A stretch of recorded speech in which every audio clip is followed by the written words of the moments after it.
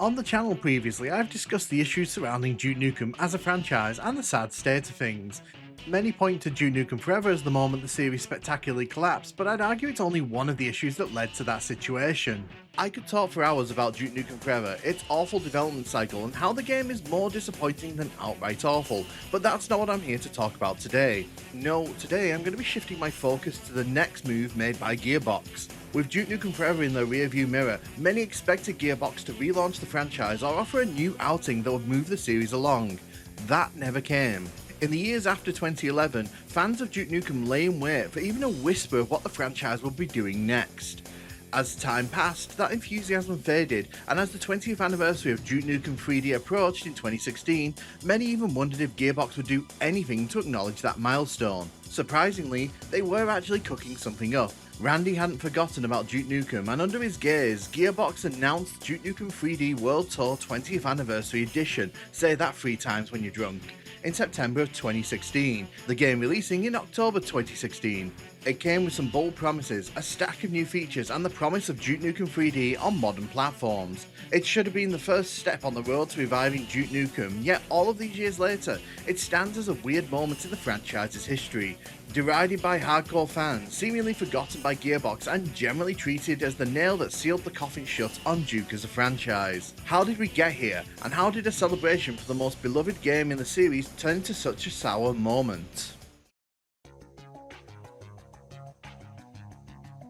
On paper, there's a lot of things to like here. World Tour was developed by Nerve Software, the same people who brought Doom and Doom 2 into the HD era. The package comes boasting a whole raft of features, including new enemies, new weapons, as well as a commentary track featuring the original developers of the game discussing aspects of the levels. Not only this, it brings in the rewind feature that was made popular in the Xbox 360 release of Duke Nukem 3D. It also brings back John St. John, who re-records a lot of his voice lines to provide a more updated take on the Duke character and deliver some fresh new lines. The levels have also been retouched and given a slight reworking to allow for more detailed lighting and subtle changes here and there, all of which can be turned off at the press of a button without leaving the gameplay. To the collection's credit, it does add in a whole new episode called Alien World Order. This is a series of globe-trotting levels that sees Duke Nukem travel from Amsterdam to the likes of Moscow, London, and all the way back to Hollywood. Some of these levels were designed by some of the best mappers for Duke Nukem. In theory, this should have been a home run. It delivers a package that brings Duke Nukem 3D to all the modern platforms and gives it the spit polish that many people wanted. Yet speak about this port to anyone who's remotely near the Duke Nukem 3D fanbase, and the response is usually one giant acid bath of hate. Some people find the port buggy, laggy, and a genuinely lesser experience than anything which came before. This isn't helped by the fact that the game arrived in a less than optimal state, and despite several patches to fix the more egregious issues, a lot of the smaller nags still remain all these years later. Others are still angry that World Tour prompted Gearbox Software to remove every and other digital version of Duke Nukem 3D, including the widely adored Megaton edition of the game. This action had the unfortunate consequence of making the official expansion packs for Duke Nukem 3D unbuyable on modern platforms, meaning most people who play the franchise for the first time have no official way to experience Duke It Out in DC, Life's a Beach, and Nuclear Winter expansions officially. Despite it being almost 9 years since World Tour edition of Duke Nukem 3D launched, those expansions have never been placed into this version of the game and are not available elsewhere. This has led to the World Tour edition of Duke Nukem 3D being heckled and derided, viewed as a cash grab and cementing the franchise's continued state of dwindling.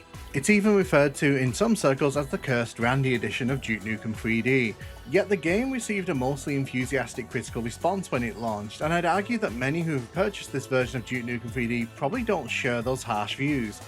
Many people I've spoken to seem fine with the experience that they get on their consoles, and for a generation of gamers, this is the definitive way that they've experienced Duke Nukem 3D. So is it really that bad? I can only speak to my personal sentiments around the 20th anniversary edition of Duke Nukem 3D. My relationship with it has always been complex and largely not positive. I was one of those people who bought this on day one of release, so when I ran into a lot of the noted release day issues, I was kind of very disappointed. The new voice clips rubbed me the wrong way, the new lighting system seemed broken in many of the classic levels, and while the new episode was intriguing, it didn't scratch the itch for me. A lot of the levels just felt like they lacked the same exciting layouts that I was used to from Duke Nukem 3D. When Gearbox pulled the Megaton edition from sale, I was genuinely annoyed by that and felt no remorse in getting my Steam refund and moving on from the experience. In the years since, I very rarely returned to play it all the way through. My memory of that opening day experience tainted my vision on this one, and I didn't really want to support it or re-experience it. But eventually I rebought it when it went on sale during one of Steam's big sales, and recently I went back to experience it properly, and I have to be honest, I didn't outright hate it. I think one of the things that I really appreciate is that a lot of the new features can be turned off in the menus. The new lighting system makes some of the levels a lot darker, and I kind of prefer the original vibe, so being able to press one button on my keyboard and make it all go away makes me really happy. Less redeemed is John St. John's new voice lines, which, I'm sorry, but they grate on me whenever they come up. YouTuber Fawcett has a great video which compares the two voice clips, and I'll play some of them and you can decide which one you think is better. What a mess. What a mess. Damn, that was annoying. Damn, that was annoying. You're an inspiration for birth control. You're an inspiration for birth control. Bitchin'. Bitchin'. Blow it out your ass. Blow it out your ass. I get that they had to record some new lines for the new episodes, but the performance is so weird and bizarre that I find myself taken out of the situation whenever they come up. Mercifully, you can turn on the classic voice clips, but that doesn't stop the new voice clips from creeping in during certain moments. Speaking of the new episode, I don't hate the new levels. I appreciate that they wanted to have a more globe-trotting experience, but I do think some of the levels are weaker than others. One of my big critiques is that some of the levels are really fun, but some feel really sluggish and not all that exciting to explore. In particular, Mirage Barrage and Bloody Hell are not that fun to explore in my opinion, and I find them notable low points when playing through this episode, but overall the levels are of high quality, so I really can't complain that much in that regard. The new enemies on the other hand don't really do that much for me. The Firefly Troopers are more annoying than anything else, while the Overlord and Cycloid Sentries make me go aww, because they're really just baby versions of their boss counterparts. The Incinerator weapon lands more on the poor side for me. I very rarely want to use it willingly unless I'm really running out of ammo elsewhere. I do however think the new Cycloid Incinerator final boss is one of the most absolute pathetic final bosses in any FPS game I've ever experienced. Because it still retains the AI of its normal Cycloid sibling, it bizarrely thinks it can shoot rockets at you, but instead ends up shooting small flames at you. It means all you have to do is stand just out of range of its flame attack and assault it with whatever weapon you fancy. Pathetic. But overall, I found the experience of returning to play Duke Nukem this way wasn't that bad. Playing through the original levels with this version didn't feel awkward, but the new lighting is very hit and miss across the board. I found myself turning it off 99% of the time as I don't have an issue with the original presentation. As you can probably tell from this brief assessment, I don't dislike World Tour. I just don't think it was any better than anything we had before. I hate to rattle out the "we had it good" spiel, but Megaton Edition really had a lot more going for it. I felt like the Duke Nukem formula had been cracked, and the sheer amount of options and customization in that edition made it feel like the perfect incarnation of Duke Nukem 3D. A lot of the additions in World Tour feel a bit unnecessary and drift towards feature bloat. I understand that they wanted to provide value for money for people purchasing this, but it doesn't work in all the ways they try to deliver it. Take the developer commentary that is promoted as a big feature. They take the form of these little speech bubbles that have you activate them in the levels. When you do, you get Randy and a bunch of other Duke Nukem 3D developers and level editors talking around a round table. The problem is that following these feels very disconnected. Sometimes you'll activate one and it's a continuation of a previous speech bubble that you hadn't already heard, and you feel like you've entered a conversation midway through. It's also a bit frustrating that they're so unevenly spread across the levels. A lot of the space-based levels, for example, don't have any of these, and so you'll go long periods without bumping into one. It comes off like they only really wanted to talk about the big levels, which is a real shame because I would have loved to have heard some of the design choices and explanations for why some of the levels in the middle turned out the way they did. I think the other thing that turned me off about this feature is sometimes the clips are barely 5 seconds long.